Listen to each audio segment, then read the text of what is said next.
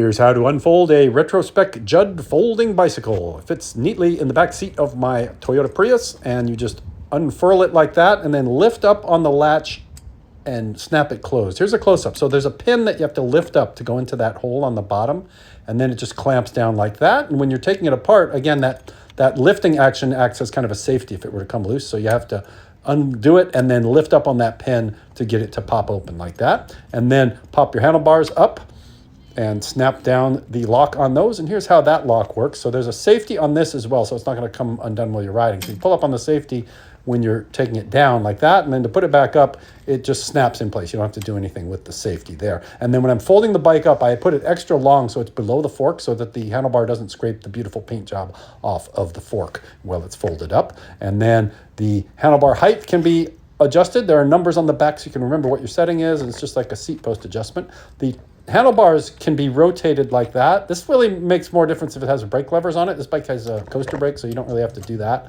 And then the pedals get unfolded like this, and different pedals unfold differently. On this bike, you reach in and grab that little trigger there and unfold them and fold them like that.